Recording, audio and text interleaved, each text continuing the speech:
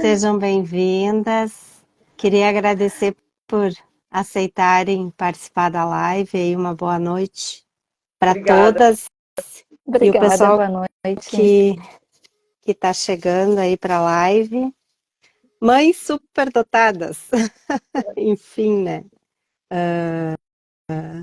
Eu não sei que horas são, gente. Agora eu fico sem controle de horas aqui. Bom, Deixa eu ver aqui. São 20 horas. 8h14. 8 e Isso. 20 horas 14. e Tá, 14. tá. Então, assim, vamos começar. Eu Uhum. queria agradecer a Lúcia, a Roberta e a Patrícia por aceitar esse convite da live.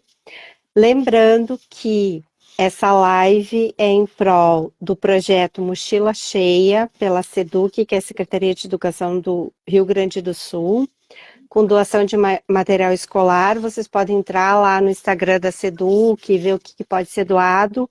Lá na Escola Estadual Teresa da Silveira, de segunda a sexta-feira, e lá tem uma lista de materiais, tá? Também o Teatro Newton Filho, que é aqui no Menino Deus, que sofreu com as enchentes, o pessoal também está precisando de apoio. Vocês podem entrar no perfil lá do Teatro Newton Filho para ver o que eles precisam. E a campanha Ajude a Graxa, que é a classe artística do Rio Grande do Sul, que trabalha nos bastidores para levar todos as produções culturais do nosso estado, aí, os técnicos de som, de luz, de áudio, todo esse pessoal aí. O contato lá é com o Marcelo Silva, que tem o perfil do Instagram dele também, lá o pessoal pode fazer contato, tá? Então, assim, eu também gostaria de comentar que a Inclusiva do Rio Grande do Sul, que é uma ONG que está atendendo famílias atípicas, eles também estão aptos a receber doações internacionais, tá? Inclusive, eles estão ajudando não só famílias atípicas, mas outras entidades, tá? Outros segmentos, como lar de idosos, pessoas com baixa visão, escolas, enfim, o que for preciso. Aí pode entrar lá no perfil da Inclusiva RS e ver o que o pessoal lá está precisando, tá? Então eu queria convidar a Roberta para ela se apresentar, e eu já vou dizendo que ela é uma psicóloga especialista em altas habilidades de superdotação. E na nossa caixinha que eu larguei lá para o pessoal perguntar, fazer perguntas, a primeira pergunta foi: o que é superdotação? Qual é a diferença em relação a altas habilidades?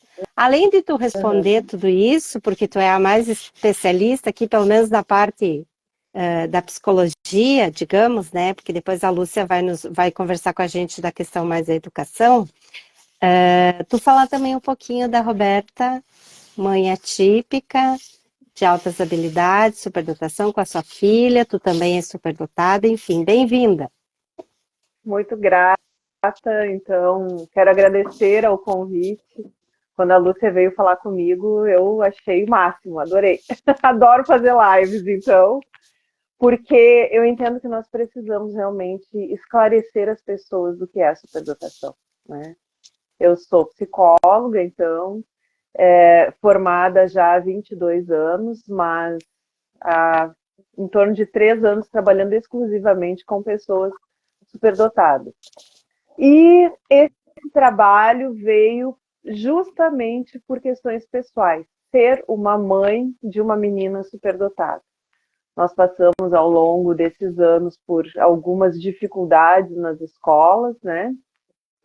Por conta da falta de capacitação dos profissionais, por conta da falta de interesse, muitas vezes, em estudar um pouquinho mais para saber quais são as características. Às vezes, até já passamos por pessoas que nem leram o laudo da minha filha.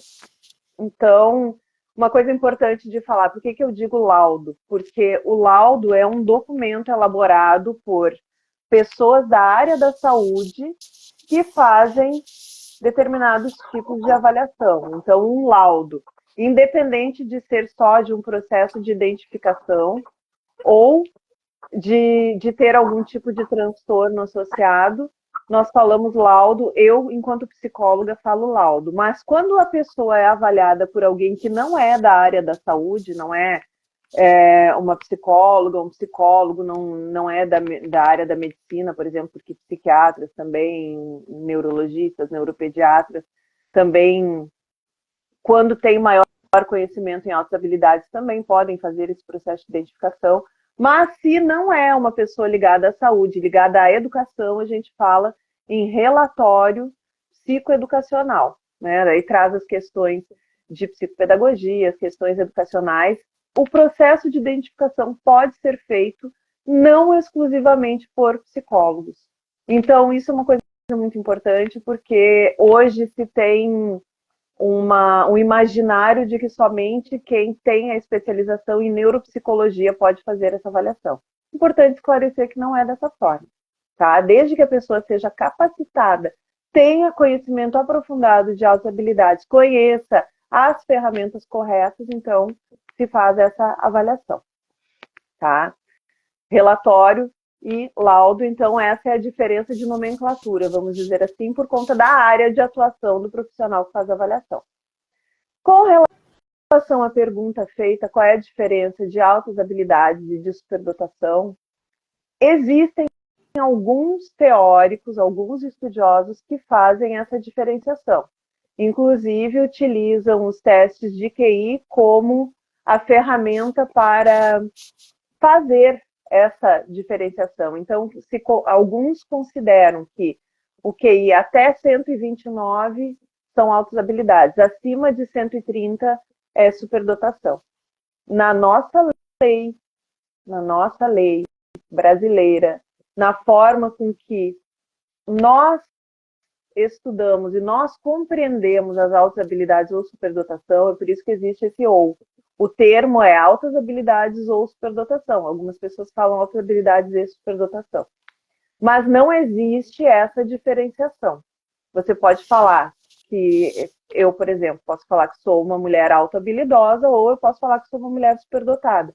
Independente do QI, isso está relacionado com a capacidade diferenciada de absorver o conhecimento dentro do processo educacional, as características relacionadas com a forma com que vemos o mundo, com que observamos, com que compreendemos essas questões relacionadas com a vida, com a educação, com a política, com o meio ambiente, enfim, relacionado com a forma diferenciada, porque isso está ligado à constituição cerebral. A gente está falando de fisiologia cerebral. Não é apenas uma questão relacionada com o conhecimento em si. Então, não existe como diferenciar uma pessoa. Essa pessoa é superdotada porque ela sabe mais de determinada área. Não, você tem uma série de fatores que são observados para verificar se uma pessoa tem altas habilidades ou superdotação. E isso está relacionado com questões educacionais, está relacionado com a área dos esportes, com a área das artes, está relacionado com o perfil socioemocional ou as características de personalidade, está relacionado com as inteligências, está relacionado com características de liderança. Então, vai muito além, por isso que é importante nós observarmos que a avaliação para altas habilidades ou superdotação vai muito além dos testes, principalmente dos testes de QI. Você tem muito mais características a serem avaliadas. Então, dependendo da forma de avaliação, por exemplo, quando eu avalio alguém para superdotação, eu aplico 14 questionários. Eu vou além, eu busco a história de vida dessa pessoa. Se é um adulto, por exemplo, vem desde a infância, desde a primeira infância, como que se desenvolve essa criança dentro da parte psicomotora, o engatinhar, o sentar. Então, são inúmeras características. A gente avalia a precocidade, avalia a continuidade do interesse e da precocidade após atingir o que seria considerado a maturidade cerebral ali por volta dos 6, 7 anos. O adulto, a pessoa superdotada, ela atinge a maturidade cerebral muito mais adiante, não é com 6 anos que atinge essa maturidade. Então tem uma série de coisas aí que a gente vai observando. E, Roberta, a gente lida muito com a questão, assim, do preconceito, Uhum. tá? A gente enfrenta, às vezes, bullying em alguns lugares, na própria escola, na internet. Ah, Sim. é superdotado, é gênio.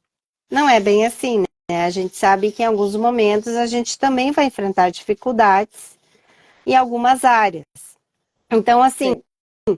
como é que é lidar com isso? Desmistificar essas questões em relação à superdotação. As pessoas esperam que pessoas superdotadas sejam perfeitas, né? São grandes gênios e a gente tem, infelizmente, alguns programas de televisão que colocam pessoas superdotadas como aquelas que não erram absolutamente nada, são muito bons em todas as respostas, não observam as questões emocionais. Se você tem um programa de um filme ou alguma série que fale de superdotados, geralmente são os esquisitões que são até cômicos, né? Porque tem um jeito bizarro de ser.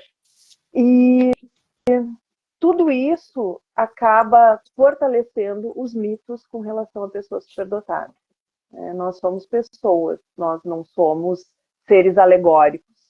E esses reforços todos acontecem com relação ao bullying dentro das escolas, com relação ao assédio moral dentro do ambiente de trabalho. Veja, nós sofremos algo muito sério aqui na nossa família, porque a minha filha sofreu um bullying, inclusive com violência indireta de algumas crianças da classe em que ela estava, né? Nós tivemos que tomar algumas ações bem sérias, assim, com relação a tudo que aconteceu, mas o bullying, ele é visto, assim, como coisa de criança. Ai, são picuinhas. Ai, não faça fofoquinha. As pessoas não compreenderam ainda a gravidade do bullying, principalmente porque ele começa com as picuinhas e fofoquinhas, mas ele vai tomando uma proporção tão gigantesca que pode chegar. Aí nós vemos ah, as notícias, né, de adolescentes, por exemplo. Ah, tal adolescente levou uma arma para a escola e metralhou metade da escola. Teve uma situação de violência, explodiu um banheiro da escola, machucou pessoas. Aí você vai ver a origem. Eu não estou justificando, eu estou dizendo que a origem, se nós formos observar bem direitinho, ou que cometeu um ato de violência, né? A grande parte tem origem no bullying. Aquela criança, aquele adolescente simplesmente explodiu porque não aguentava mais sofrer, não aguentava mais a invisibilidade dentro da escola e cometeu um ato de desespero. É isso que nós vemos. O que aconteceu com a minha filha? Ela adoeceu, ela somatizou. Eu passei final de semana retrasado inteiro com ela, com febre em casa, porque ela ficou decepcionada porque os melhores amigos dela formaram um grupo junto com uma menina que é a líder do grupo, de crianças que odeiam a Ana Laila. E eles começaram, eram amigos dela, eram os melhores amigos. Então, quando você vê esse movimento todo que acontece dentro da nossa casa, não é porque eu sou uma psicóloga especialista que eu não tenho que dar conta do emocional da minha filha e do meu próprio emocional. Porque tu é mãe também. Eu sou mãe.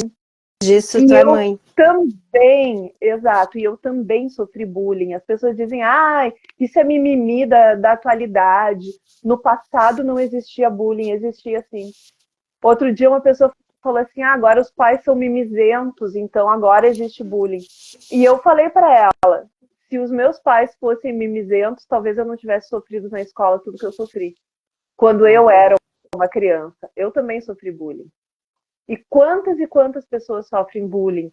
Então, se você é diferente, se você é uma pessoa negra, se você tem uma deficiência, se você tem algum tipo de transtorno, se você tem altas habilidades ou superdotação, o fato de ser diferente em uma sociedade neuronormativa faz com que essa pessoa tenha predisposição a receber violência, a receber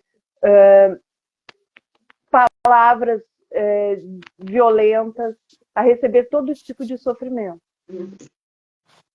Então, nós precisamos tratar o bullying como algo sério que é. É muito grave.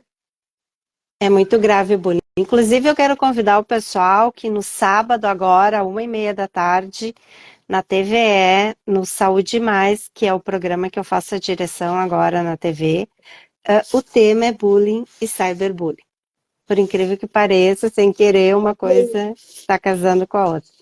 E essa questão, e essa questão de que muitas vezes nós, superdotados, acabamos não socializando porque temos medo de expor quem somos por não sermos aceitos, principalmente na escola, faz com que a gente se reprima, a nossa baixa autoestima recaia.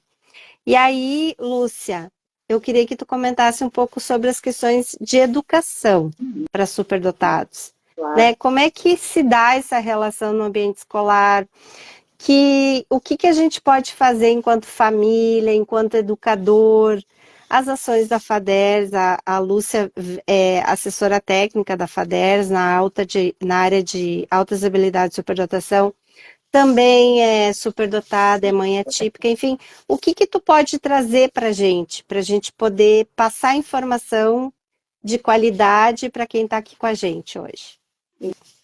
Então, eu te agradeço novamente, Rochelle, por toda essa dedicação aqui conosco e nos convidar e fazer essa articulação, porque isso que nós estamos fazendo aqui tem a ver com o ensino e com a educação, que são dois conceitos diferentes, tá? Embora haja semelhanças. Quando a gente faz uma ligação com o que a Roberta estava nos narrando, que é o cotidiano, eu diria, de 110% das escolas do mundo, né? Só que algumas aparecem mais, outras aparecem menos.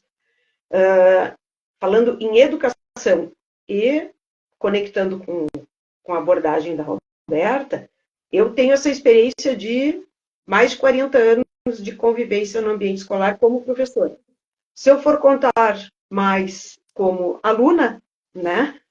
E aí vai dar quase 60. Em função de conviver com o ambiente escolar, eu posso dizer que os últimos estudos que eu fiz, principalmente, eu estou conectando o capacitismo com o talentismo.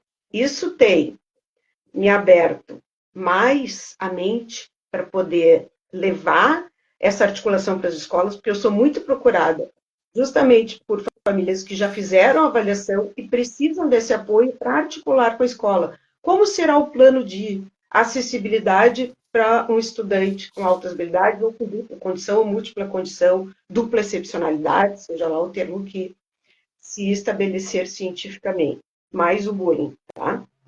Por que eu falo em capacitismo e talentismo? Eu não vou fazer aqui uma aula sobre capacitismo para não entediar as pessoas, mas bem resumidamente, conectando com essa questão do bullying, eu posso te dizer. Se comete atualmente, tá? Em tese, se comete bullying com um estudante com deficiência, em geral, o que vocês acham? Que as pessoas ficam mais estarrecidas, perplexas, indignadas, do que quando se comete bullying com um estudante que parece ser apenas superdotado? Como é que vocês veem isso? Vocês conseguem imaginar no ambiente escolar como isso acontece? Vocês devem saber que, quando é com um aluno com deficiência e se percebe, as pessoas ficam muito mais indignadas em tese, concordam? Principalmente autistas. Isso. Por quê? Isso é capacitismo. Isso é capacitismo. Isso é um capacitismo. Quando tu ficas mais indignada com um bullying dirigido a uma pessoa do que com a outra, isso já é capacitismo. Já é a ideia de que aquela criança, aquele estudante com deficiência é menos capaz de se defender, entende? Então, o que está por trás de um estudante, de uma estudante de qualquer idade, que é torturada todos os dias na escola com vários tipos de perseguição nociva, que é o bullying? Está por trás quando ela vai fazer uma queixa, uma denúncia e não é ouvida por todas as instâncias da escola, está por trás o seguinte: tu és tão inteligente, como é que tu não sabes te defender? Ou por trás, mais um pouco ainda, de um pouco de inveja, né? Ah, bem feito, porque quem mandou ser tão perfeitinho, né? Não faz mal sofrer um pouco, essa é a realidade da vida. E muitas outras ideias que estão aí por trás. Vocês acham que eu estou certo ou estou errado? Ou estou no caminho da análise? Tá? Tá certo. Porque é exatamente isso. Outro sofrimento que eu estou tendo aqui é que eu não estou enxergando a Roberta, tá? Mas eu só estou vendo a Patrícia Rosete. A Roberta, eu estou vendo só o rostinho dela ali no círculo bem pequenininho. E a Roberta sabe que eu preciso dela, porque ela e outras amigas que eu tenho que me conhecem sabem que eu preciso dessa defesa. Justamente porque eu fui essa estudante que foi sendo aos poucos silenciada, né? Por etapas, certo?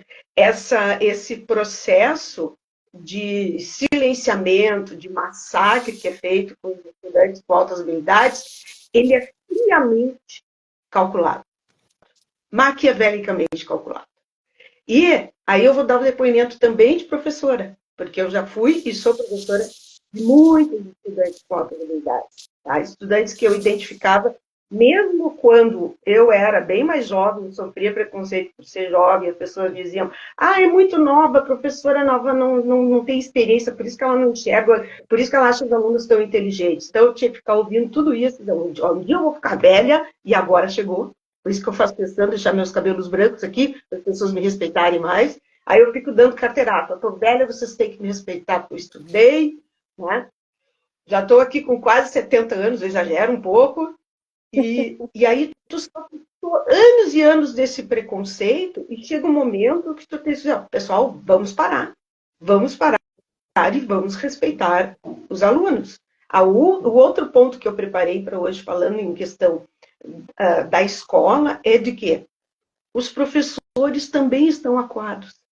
Porque às vezes nós pensamos assim, né, nos colocamos no lugar das famílias, e aí como eu tenho essa multiplicidade de papéis, eu fico fazendo essa intermediação, tipo uma mistura de Golda Meir, Winston Churchill, e tentando fazer ali a diplomacia com a escola, e me colocar no lugar da família, e os professores também estão massacrados.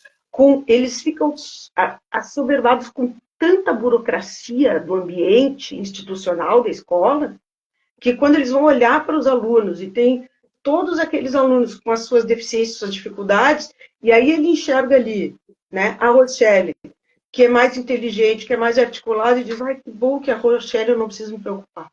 E aí, com esse pensamento, que bom que com a Rochelle eu não preciso me preocupar, o professor acaba não enxergando que a Rochelle é a criança que mais está sofrendo bullying naquela turma. Entendeu? E aí, esse coquetel, o que tem que se fazer? Tem que se oportunizar essas capacitações, que daí tu falaste da FADERS, né? É muito importante, que se oferecem, as pessoas dizem: as capacitações, que bom que os cursos da FADERS são gratuitos, e eu friso: nenhum curso é gratuito, ele é pago com os nossos impostos. A gente tem que aprender a valorizar isso, porque essas coisas, de graça, parece que não vou levar tão a sério, tem que levar muito a sério. Eu agora, quando eu chego lá na FADERS, além de atender todo o trabalho que a gente faz, e eu estou na unidade do acolhimento, que é importantíssima, eu já estou traduzindo textos que eu recebo toda semana de uma plataforma, para ver o que eu vou acrescentar de conteúdos novos para os professores, as famílias, todas as pessoas que vão estudar conosco lá. Tu entende? Então, para não me estender, essa questão da escola, para que não aconteça mais com nenhuma criança um dia isso que está acontecendo com a Ana e com tantas outras meninas que a gente não sabe, né? Porque os meninos ainda são ensinados desde cedo. Os meninos, logo que nascem, infelizmente, nas famílias brasileiras, eles são tratados com coices e tapas, né? E aí a gente pergunta: por que os homens são tão agressivos com as mulheres, né? Em geral, os guris, o que recebem de carinho das suas famílias é isso: é tapa e coice, por usar esse termo gaúcho, tá? E aí eles reagem. E as meninas que vão sofrendo bullying, elas demoram para aprender a reagir e já viram: olha, se tu vieres me bater, é isso que tu vais levar também, sabe? Então, essa educação para a paz também tem que ser dizer para a menina e para o menino: primeiro tu conversa. A gente educa para paz, né? Todo mundo pintando a unha de branco, que amor, cantando Imagine. Agora, se a pessoa fizer passar do limite, aí tu tem que ser forte para reagir. A gente tem que trabalhar isso com as crianças, né? Coisa que eu não ouvi na minha infância, né? Ah, sempre dá mais uma chance, mais uma chance. E com isso, a bola de neve vai crescendo. Bom, Mas depois Lúcia, mas tem uma questão também de que quando a menina reage com violência porque ela não aguenta mais, o que ela escuta? Você é menina, você não pode fazer isso. Você tem que ser educada, você tem que ser superior. Tem tudo aí eu nem vou isso. dizer essa frase, senão eu vou perder meu réu primário aqui. Eu vou respirar fundo e eu vou deixar os culpados do capa. Desculpa, Rochelle. Capaz. Então, seguindo a nossa live aqui, agora eu quero ouvir a Patrícia. E aí chegou uma pergunta, Patrícia. Porque quando eu li a tua biografia, eu fiquei pensando assim, a Patrícia, e aí fiquei imaginando que os teus filhos, talvez, não sei, tá tentando encontrar o lugar dela no mundo, né? Então, eu queria que tu contasse um pouquinho da tua trajetória, como é se descobrir uma mulher superdotada, depois uma mãe superdotada, e como é lidar com os teus filhos nessa condição de uma família que, pelo que eu entendi, são vários, com altas habilidades de superdotação. Então, conta pra gente um pouco essa tua trajetória. Bom, primeiro também quero agradecer, né, Rochelle, por estar aqui na tua live. Esses assuntos que tu traz, assim, de TDAH, de TEA, das altas habilidades, das pessoas diferentes, ele é super importante, porque a gente está tão acostumado a dizer que tem que trabalhar pelos direitos iguais, né? Mas eu acho que, principalmente também, a gente tem que trabalhar pelo direito do diferente, né? De ser diferente. Então, porque isso é o que dá mais tolerância para as pessoas, para conviver umas com as outras, né? Então, isso é bem, bem legal, bem importante. Eu quero agradecer o convite da Lúcia, que é ela que me convidou para vir para cá, né? E muito prazer. Roberta, não te conheci ainda. Gostei muito da tua fala, bem, bem bacana. A minha família é o meu marido, eu tenho 2 filhos, todo mundo tem altas habilidades e os meus filhos já são velhos. Um tem 18, vai fazer 23. O de 23 foi aluno da Lúcia aos, acho que dos 12 anos por aí, né, no colégio. E eu conheço a Lúcia desde 2011, faz bastante tempo. E a gente é, a gente faz bastante coisas assim em conjunto, coisas de muitas coisas de nerd também e muitas coisas, a gente gosta de viajar também e,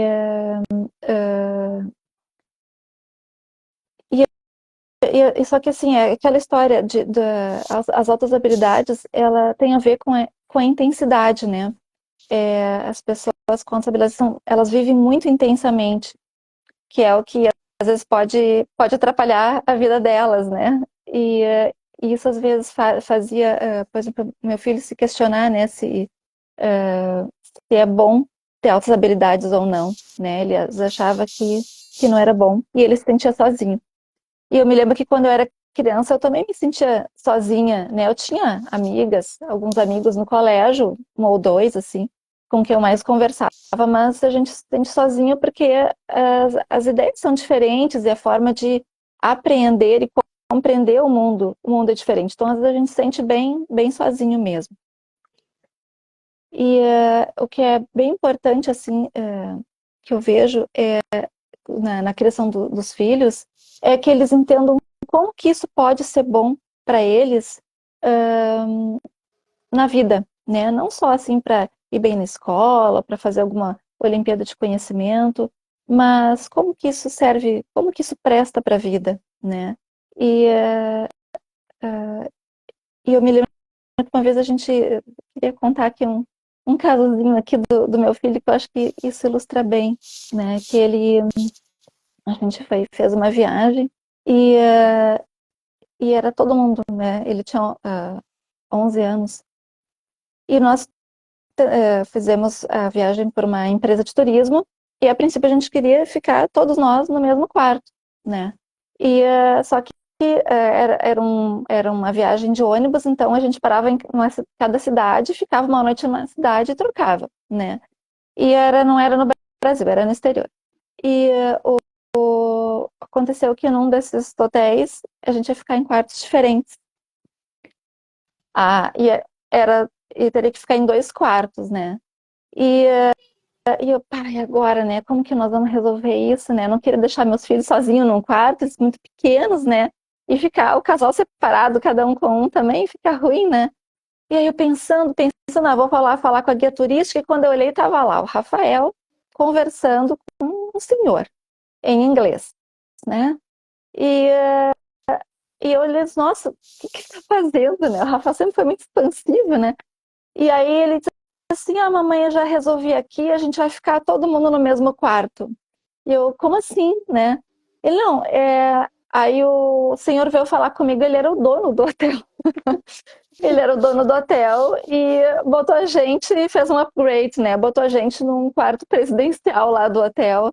Nossa, tinha banheiro de hidromassagem, tinha poltrona, Resolução de sofá. problemas complexos. Então, assim, é isso que é o bacana, é isso que é o diferencial, né? É para isso que serve, né? Justamente é a negociação, né? E então, isso eu acho importante dizer, né? Sempre incentivar os filhos a negociar, a, a, assim, ter as coisas de adulto mesmo, por que não? Né? Porque eles também podem ajudar. E para nossa, ele se sentiu o máximo, né? Imagina, se sentiu super bem. Então, isso é bacana. Falasse de eu tô tentando encontrar meu lugar no mundo, né? Porque eu troquei muito Parece de. eu. Eu troco muito de atividade profissional, né? Então, eu sou formada em artes plásticas pela Universidade Federal do Rio Grande do Sul. Então, eu trabalhei como ilustradora de livros, eu tenho mais de 60 livros ilustrados, né? E antes disso, eu era instrutora de artes marciais. E a gente trabalhava bullying, inclusive, nessa ocasião. A gente fazia um trabalho bem bacana, como se sair do bullying, né? Eu era bem, bem eficiente o trabalho. E, e agora eu tô fazendo curso de engenharia biomédica e tenho uma bolsa de pesquisa e sobre o uso das batidas binaurais para tratar pacientes com transtorno de ansiedade, que é uma coisa bem bacana. E eu tô apaixonada, né, pela engenharia biomédica e tem arte na engenharia também, né, uma forma de arte. E eu gosto de tudo, né, eu sempre gostei de tudo. No colégio, meus colegas me diziam que nunca ia me formar em nada, eu sempre ia ficar trocando de curso. Eles quase acertaram, né, mas não. E é a curiosidade que fica movendo, né? Mas no meu caso é bem específico, né? Por causa de uma questão pessoal mesmo, que eu entrei na engenharia biomédica para solucionar um problema, né? Que eu tenho, é uma pesquisa para mim, né? Que eu estou fazendo, né? E meus filhos, o Rafa também já trocou, meu mais velho, também já trocou de curso uma vez, né? Apesar que ele entrou com 15 na faculdade, então para ele trocar de curso era bem, bem tranquilo. Não, eu não esperava que ele não fosse trocar, porque uma pessoa. Nossa, eu com 50 aqui, às vezes fico em dúvida, né? Do que eu quero fazer. Imagina um guri com 15, né? Tem mais aqui experimentar um monte de coisas mesmo, né? Eu, quando descobri, quando chegou para mim assim, altas habilidades, superdotação, eu pensei assim, não tinha ideia do que era. Eu olhei e disse assim, não, deixa só esse altas habilidades, porque superdotação aí, pá, né? Não tinha ideia, gente. Porque Palavra. foi muito engraçado. Eu fui numa médica e eu tinha o diagnóstico do Caetano. E eu estava entendida de autismo, nível 1 de suporte e o TDAH. E aí eu casualmente levei o Caio junto porque foi aquela época que invade escola, não invade escola, daí não quis mandar, não tinha com quem deixar, o Caio foi junto. Aí chegamos lá, a doutora disse, não, entra toda a família. Aí, enquanto os meninos brincavam, bom, eu saí de lá com a indicação, olha, precisamos olhar para o humano, e conversa vai, conversa vem, eu vejo altas habilidades de superdotação. Aí eu fiquei pensando, meu Deus, quando eu acho que eu Mais coisa. entendi tudo, que era só o TEA nível de suporte 1 e TDAH de 1, porque o outro para mim era típico, olha só. Eu pensei, bom, né, socorro, vamos lá. Aí voltamos para uma segunda avaliação, aí com ele, aí ela olha para mim e diz assim, porque tu também tem altas habilidades, tu é superdotada. Eu pensei assim, não deixa esse tal de superdotada para lá e deixa só os altas habilidades, não tinha ideia ainda, eu tava assim, ó. Aí o mais engraçado é que teve um evento lá na URGS, na Faculdade de Educação, e eu pensei, gente, eu vou lá para descobrir o que é esse altas habilidades, superdotação, vou. Foi lá que eu conheci a Lúcia. Eu pensei assim, meu Deus, eu preciso buscar informação, porque eu não tenho ideia do que seja. Eu sabia de duas coisas, agora aparece uma terceira. Bom, vamos lá, né? A pessoa que gosta de desafio, né? Eu nunca vi a pessoa assim, vai dormir querendo ser desafiada e acorda querendo ter outros desafios. Eu sou uma pessoa assim, ó, o tempo todo. E aí foi lá que eu conheci a Lúcia, conheci a Roberta, e eu lembro da palestra da Roberta, eu disse assim, gente, o que a Roberta tá falando é o Caio. Bateu? É o Caio. Aí fizemos a avaliação do Caio, ele fechou até nível de suporte 1 com alta habilidade de superdotação. Aí o que me surpreendeu, que eu fiz um segundo psicodiagnóstico do Caetano aqui, o meu mais velho, que para mim era só até nível de suporte 1 com TDAH, e aí ele, mascarado, escondido, tinha altas habilidades também. Porque daí lá pelas tantas, ele começou assim, muito criativo, uma criatividade que saía dos padrões, com contação de histórias, pegava um brinquedo e dava um novo sentido para aquilo e fazia uma história em cima, com uma certa liderança na escola, fora dela, todos em volta dele. E dali um pouco, assim, fizemos essa avaliação e eu pensei, meu Deus do céu, estava lá escondido. E aí o guri, eu sei que a questão do intelecto não é tudo, né? A parte acadêmica não é tudo, mas o guri com os notaço, assim, entre 9 e 10. E, pô, o TDAH a gente sabe que é prejuízo acadêmico, né? Na maioria das vezes. E eu pensava, bah, ele vai ter muita dificuldade na escola. O segundo ano ele vai começar com provas e avaliações, bah, vai ser muito difícil. Ele demorou até para se alfabetizar. O Caio já estava alfabetizado desde os 3, 4, e o Caetano veio um pouco depois. Muito em questão, acho que talvez porque esses diagnósticos, eles meio que se misturam, assim, né? Um puxa para um lado, um puxa para o outro. E aí, de repente, o Caetano, bum, eu disse, peraí, mas o que a gente está falando? Eu achava que era por esse caminho, não é? Aí é outro. E aí apareceu outras habilidades. E aí, então, aqui o Caetano tem os 3, o Caio tem 2 e eu tenho 3. E o marido está em investigação. Então, assim, eu percebo o Caetano, por um lado, por uma questão assim, com mais facilidade de socialização, interação. O Caio tem muito mais filtro. E ele observa muito antes de interagir com o outro. E ele, pelas questões dele, assim, de observação do mundo, de entendimento rápido, ele se retrai. Ele tem uma questão, às vezes, que eu percebo que é aquilo que eu estava falando lá no início, de não ser aceito, mas ele é aceito. Então, ele precisa de muita segurança para fazer esse caminho, que está tudo bem. Então, assim, o quanto é difícil quando a gente tem que lidar, além das altas habilidades, que é uma questão muito sensível, que mexe muito com a nossa sensibilidade, com uma questão que vai além, eu digo, me parece às vezes além dessa vida, sabe? lidar com o autismo e o TDAH associado? Roberta, me ajuda aí, vai. É uma complexidade, espero que eu possa dizer.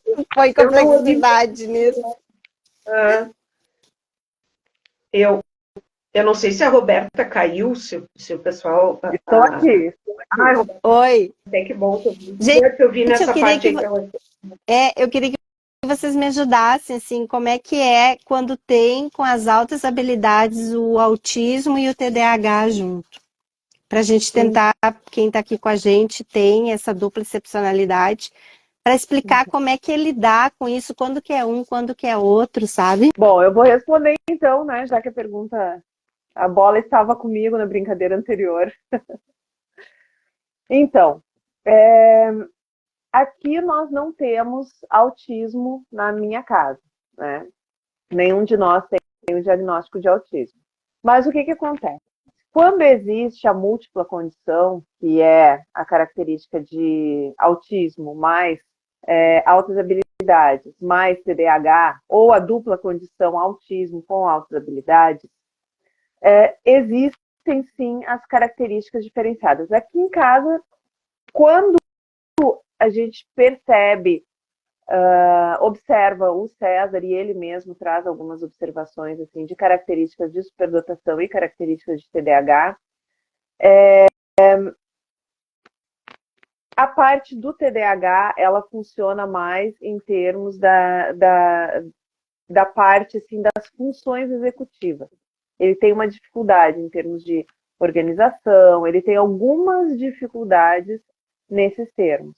Mas não prejudicou em nenhum momento a parte do processo de aprendizagem dele. Tanto que ele, assim, enquanto criança, ele estudou somente até a 4ª série, concluiu a 4ª série. Não concluiu a 5ª série porque, assim, questões de pobreza, de violência em casa, enfim. Mas quando ele, já na fase adulta, na época que o Enem ainda aceitava a diplomação de conclusão do ensino médio, ele foi fazer o Enem. Ele não estudou absolutamente nada. Hoje ele é formado ele tem 2 graduações, tem 2 pós-graduações e está cursando mais 2 graduações. Atualmente ele faz psicologia e faz pedagogia. E ele tinha só a 4ª série há 10 anos. Então, superdotação.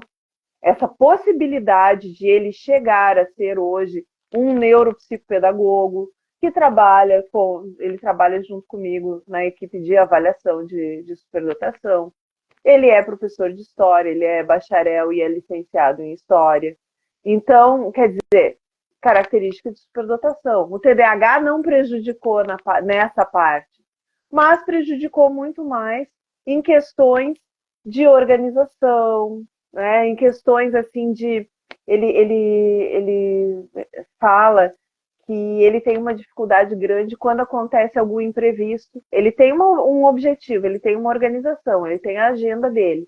Aconteceu algum imprevisto, ele tem mais dificuldade em voltar e em ter ideias de como trabalhar aquele imprevisto para conseguir seguir os objetivos dele que ele já tinha organizado. Quando eu trabalho dentro da clínica com pessoas que têm autismo, têm TDAH e têm superdotação, nós trabalhamos justamente a identificação do que é mais característico de um e de outro. Então, a gente observa, quando existe a múltipla condição ou a dupla condição, que existe menos prejuízo de aprendizagem e mais prejuízo tanto no autismo quanto no TDAH, na parte realmente de execução, de organização e de execução de determinadas atividades e tarefas, enfim, e questões relacionadas. Mas na parte da aprendizagem, uma coisa vai equilibrando a outra. O que mais que se observa também? Às vezes, os transtornos podem mascarar, como a Patrícia falou, aliás, não foi a Patrícia, foi você, né, Rochelle, que falou, do mascaramento da característica de superdotação, das capacidades. Então, dependendo do tipo de gatilho emocional, por exemplo, porque nós temos a intensidade emocional do superdotado. Então, dependendo do gatilho emocional, mais características do transtorno podem aparecer, mascarando as altas habilidades. Já quando emocionalmente nós temos uma estabilidade, quando a pessoa que tem o diagnóstico de autismo está fazendo as terapias, está com a medicina, com a terapia ocupacional em dia, está com a parte da fono, se necessário, em dia. Quando existe esse acompanhamento, as características de superdotação se sobressaem. Então é preciso reconhecer o que é de cada perfil, de cada neurodivergência, para que você compreenda o funcionamento da melhor forma e consiga, com isso, ter uma efetividade no trabalho das características de superdotação, das inteligências, enfim, né, das múltiplas áreas. A Patrícia trouxe as múltiplas áreas de interesse dela. Isso é devido às múltiplas inteligências. Nós não precisamos fazer só uma coisa. Eu já tive oficina mecânica, já abri motor de carro, porque eu gosto de mexer na coisa. Eu já tive ateliê de costura, já trabalhei, inclusive, exportando enxovais para bebês. Eu fazia bonecas artesanais. Eu adoro pintar. O meu sonho é aprender a tocar violoncelo. Eu sou uma excelente nadadora. Então, assim, várias áreas de superdotação, várias inteligências, e isso tudo, quando você tem um conhecimento de quem você é, por isso é tão importante a identificação, e quando existe a necessidade do diagnóstico diferencial, também é importante fazer todo esse processo completo de identificação e de diagnóstico. Identificação falando de altas habilidades, diagnóstico falando de transtornos, tá? Então, deixando bem claro que quando você fala de superdotação, não tem CID, então não é um transtorno, a gente não fala em diagnóstico, tá? Mas, então, é importante conhecer cada característica, conhecer como isso funciona dentro de si, isso acontece através do autoconhecimento, através do processo terapêutico, para que a pessoa tenha uma condução melhor dela mesma como um todo, tá? Conhecendo suas características, conhecendo suas dificuldades e trabalhando em cima de tudo isso para poder ser quem ela é de forma plena e sem tanto sofrimento, porque a intensidade existe, mas nós podemos agir com autoconhecimento, trazendo técnicas, muitas vezes, por exemplo, de meditação, técnicas de prática de yoga, a utilização de algum tipo de medicação quando é necessário. As pessoas me perguntam, mas você é contra a medicação? Não. Eu sou a favor da medicação quando é necessária, mas nós sabemos que existem muitas e muitas pessoas medicalizadas para que a escola tenha um zumbizinho lá que não fala, não pergunta, não se mexe na cadeira, fica lá sentadinho. Então, vamos anestesiar essa criança, vamos anestesiar esse adulto para que ele não sinta e para que ele não seja quem ele é de fato. Assim a gente não tem um problema. Então tem tudo isso que a gente precisa observar também, tá? Não sei se eu respondi o que foi perguntado, mas vamos em frente.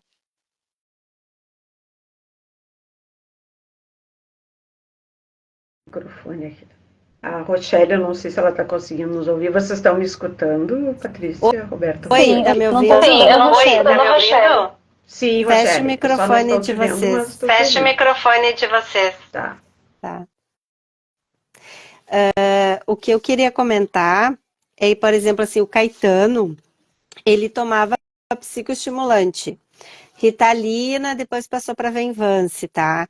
E desde dezembro do ano passado, ele não faz mais uso do Venvance. Ele começou em abril do ano passado com canabidiol e Venvance. Em dezembro do ano passado, nós tiramos o Venvance e mantivemos o canabidiol em função que era férias, nananã. E quando voltou às aulas, a gente ficou em observação. E até o momento eu não precisei voltar para a questão do TDAH dele com o psicoestimulante, que fosse Venvance, Ritalina, Tenta, enfim, esses que estão por aí. Ele está só com canabidiol, até o momento. E ele está respondendo bem na escola, por suas questões, enfim, de aprendizagem e tal, está dentro do esperado. Até eu fiquei esperando assim, o Caetano esse ano vai de novo lá fazer aula de reforço, não sei o que. Não, nem foi chamado. E eu fiquei, pô, ele sempre vai, o Caio nunca vai, sabe? E aí, pô, o Caetano, pelas questões dele, às vezes tem uma coisinha ou outra, né? E ele não precisou ir, tá super bem. Então, queria comentar sobre essa questão da medicalização, que eu concordo contigo, que eu acho que a gente tem que realmente medicalizar quando é muito necessário, sabe? Tem casos de TDAH que a gente sabe que comprometem bastante e que aí é necessário realmente entrar com medicação. Lúcia, eu queria que tu comentasse um pouquinho, só para daí a gente encerrar e mais a Patrícia. Uhum. Posso? Não te ouvi. Tá. É que eu não ouvi qual abordagem tu gostaria, porque eu tenho uma lista aqui de questões para falar que eu acho que vão ficar pendentes para quando a gente fizer o programa aquele todo. Então, aquela surpresa que nós estamos preparando. Posso fazer o meu encerramento aqui? O teu encerramento. Tá, eu vou fazer o encerramento deixando várias, como é que eu vou dizer assim, ideias para que a gente possa desenvolver em outros momentos com mais tempo, tá? Uma delas que eu não poderia deixar, não estava aqui nas anotações, mas eu coloquei, quando a Roberta falou sobre se formar, né, foi acho que a Patrícia, sobre fazer passar por várias oportunidades de estudo, né, e se formar ou não se formar. Tu vê que em outras línguas, quando a gente conclui determinados estudos, a palavra não é se formar, é graduate ou outras, né? E em português tem essa ideia de se formar, que é ficar dentro de uma forma. Viram? Então, a questão é a gente não aceitar ficar dentro de uma forma, certo? E a outra questão também, que foi esse convite maravilhoso da Rochelle, eu estava conversando com ela sobre um convite que eu recebi de um amigo psicólogo, que é um evento no dia 29, tu lembra, Rochelle? Que é importantíssimo, está lá nas minhas redes sociais, e é também extremamente necessário, e tem super relação com o que a gente falou aqui hoje, que é sobre a nossa saúde emocional. Então, esse evento do dia 29, ali o convite realmente é para ajudar as pessoas também, certo? E está lá nas minhas redes sociais. Então, fica o convite para verem ali. Eu estaria assistindo, já me inscrevi, já contribuí. E quero deixar essa ideia de que nós precisamos voltar para falar sobre os direitos das pessoas com outras habilidades, por isso que a gente está, né, Roberta, na GAS e na FADERS, certo? E que as pessoas tragam bastante perguntas para nós, tanto para a Rochelle, para a Patrícia, quanto para a Roberta, para que em outros eventos nós possamos desenvolver. E mais importante ainda, se estiver aqui, principalmente para vocês que estão aí para divulgarem, está acontecendo um período de inscrição para um evento que pode mudar aqui o nosso estado, que é a Olimpíada de Tecnologia, certo? Eu já divulguei bastante nas minhas redes, mas, por favor, falem com as pessoas, as inscrições estão abertas. Hoje eu ouvi novamente, né, a pessoa que está gerindo todo esse processo, eu achei fantástico. Se eu ainda estivesse em escola diretamente, eu ia estimular muito meus alunos a se inscreverem, principalmente os das escolas públicas, mas sem preconceito nenhum, de todas as escolas, de todas as redes.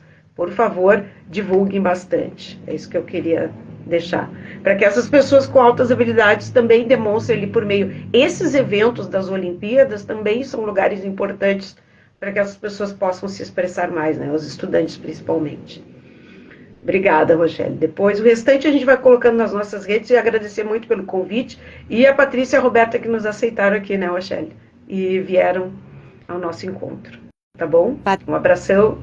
Obrigada. Patrícia.